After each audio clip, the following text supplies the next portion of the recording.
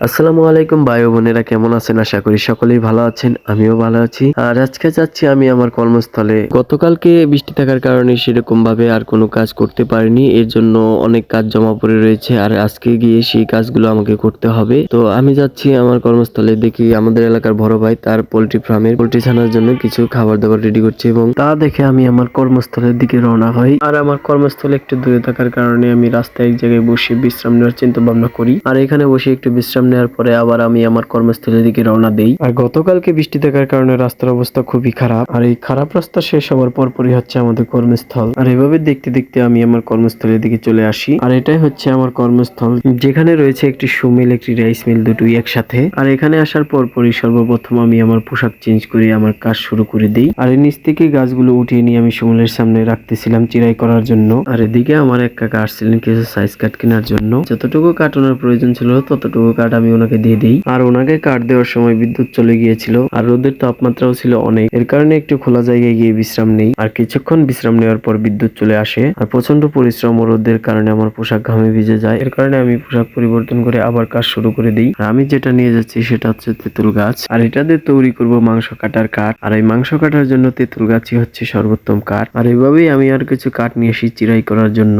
এখন যিনি আমার সাথে কাঠ দিচ্ছেন উনি হচ্ছে আমার আব্বা। মূলত উনি হচ্ছে সুমিলের হিট মিস্ত্রি এবং আমি ওনার হেল্পার। ছোটবেলা থেকে ওনাকে বিভিন্ন কাজে বিভিন্নভাবে সহযোগিতা করতাম। আর এখনো ওনাকে আমি এই কাজে সহযোগিতা করি। আর এখান থেকে আমি যা যা শিখেছি সব কাজেরই গুরু হচ্ছে উনি। আর আমার মনে হয় প্রত্যেকটা ছেলেরই প্রথম গুরু হচ্ছে তার বাবা, কারণ তারাই ছোটবেলা থেকে প্রাপ্ত বয়স পর্যন্ত আমাদেরকে আগলে রেখে সকল কাজ শিখিয়ে দেন। তো যাই হোক, সুমিলে আমরা মাংস কাটার কাঠ আমরা তৈরি করতেছি, যাকে আঞ্চলিক ভাষায় বলে খাইটা। তো আমরা খাইটা তৈরি করতেছি, কিন্তু খাইটা তৈরি করা মোটেও এতটা সহজ না। শুধুমাত্র যারা এসব কাজ করেন তারাই বলতে পারবেন এসব কাজ কতটা কঠিন। তো এদিকে কাজ করার পরে দেখি আকাশের অবস্থা খুবই খারাপ। আমাদের এক জায়গায় 50 মণ চলার অর্ডার ছিল, তো সেই জায়গায় দেওয়ার জন্য আমরা গাড়িওয়ালাদেরকে ডেকে আনি এবং তারা চলাগুলো ভরতে থাকে। আর এদিকে আমিও আমার কাজ করতে থাকি। আর কাজ করার সময় এক পর্যায়ে কারেন্ট চলে যায় এবং তার কিছুক্ষণ পরে আবার বৃষ্টি চলে আসে। আর বিদ্যুৎ চলে যাওয়ায় ও বৃষ্টি আসায় আমাদের কাজ আজকের মতো এখানেই বন্ধ রাখি। আর এরপরে আমি আমাদের মেল পরিষ্কার করতে থাকি।